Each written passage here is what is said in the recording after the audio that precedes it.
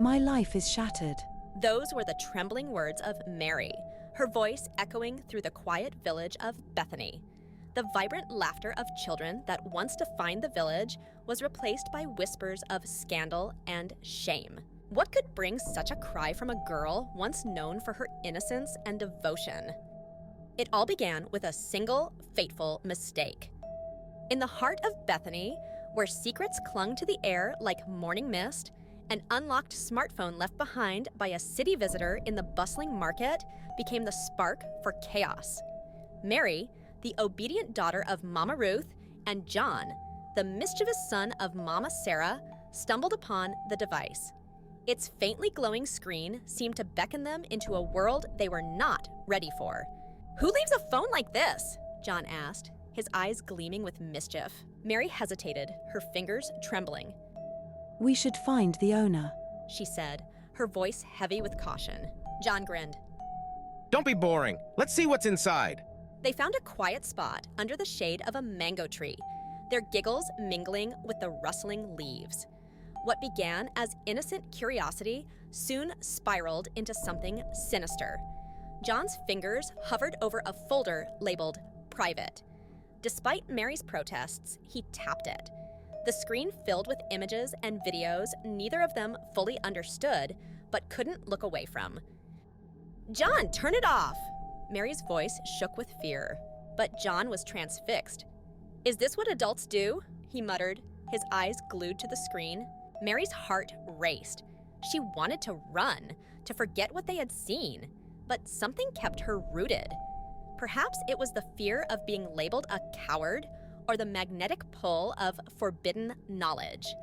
That day marked the beginning of a dark descent for the two friends. Mary and John couldn't have been more different. Mary lived under Mama Ruth's strict discipline, her days filled with chores, school, and scripture. "A good girl must be disciplined," Mama Ruth often said. John, on the other hand, thrived in the freedom of Mama Sarah's leniency.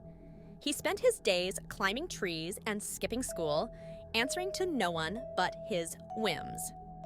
The phone became their secret. Each day after school, they would sneak away to explore its contents. Mary's unease deepened, but so did her curiosity. "We shouldn't be doing this," she said one afternoon, her voice trembling. John laughed. Relax, Mary, it's just videos. Don't you want to understand? Mary couldn't deny the allure, but guilt gnawed at her. Then came the day when their curiosity turned into action. "Maybe we should try it," Mary whispered, her voice barely audible. John's eyes widened. "Are you serious?" Shame burned Mary's cheeks. "Maybe it'll make sense if we do." What followed was a clumsy attempt that left them both shaken. Mary cried herself to sleep that night, her innocence shattered. John tried to brush it off, but the weight of their actions hung over him like a dark cloud. Mary couldn't keep the secret any longer. One evening, as Mama Ruth prepared dinner, she blurted out the truth. "Mama, I need to tell you something," she began, her voice cracking. Mama Ruth froze, her sharp eyes narrowing. "What is it?" Through tears, Mary confessed everything. Mama Ruth's scream echoed through the village, drawing neighbors to their compound. "John!" she roared. "Where is that boy?" The revelation sent shockwaves through Bethany. Village meetings were called, and accusations flew. Mama Ruth blamed Mama Sarah's lax parenting, while Mama Sarah accused Mama Ruth of being too strict. The elders debated the dangers of modern technology and the erosion of traditional values. Mary and John became outcasts, their friendship shattered by shame. Weeks turned into months. Mary buried herself in schoolwork, desperate to move on. John withdrew, his once carefree spirit dimmed, but the pull of their secret sin proved too strong. Unable to resist, they slipped into an abandoned classroom one school break. This time, their actions didn't go unnoticed. A teacher discovered them, and the fallout was swift and brutal. They were flogged publicly, their humiliation laid bare for all to see.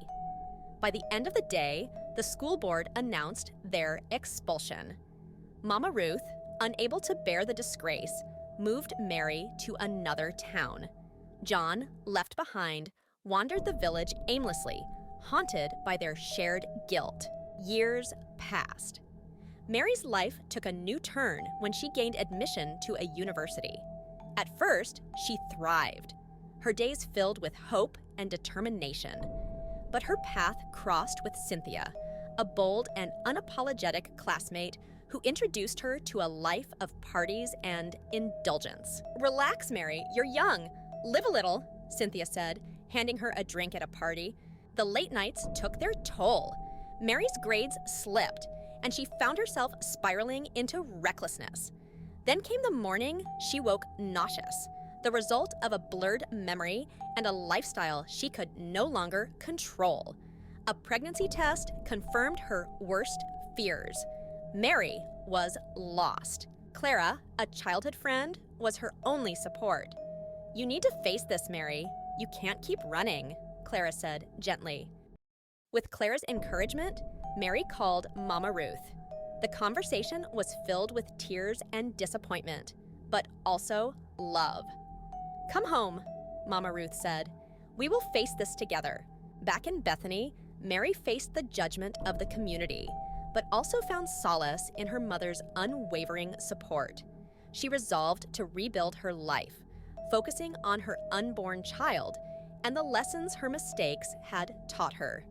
Meanwhile, John, still in Bethany, wrestled with his own demons, seeking redemption in his own way.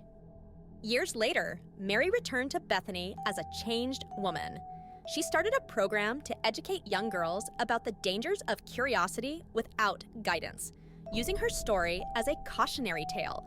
John, inspired by her strength, found his own path as a mentor for troubled youth. Their scars remained, but so did their resilience. Together, they proved that even the darkest mistakes could lead to light and redemption. But it didn't end there.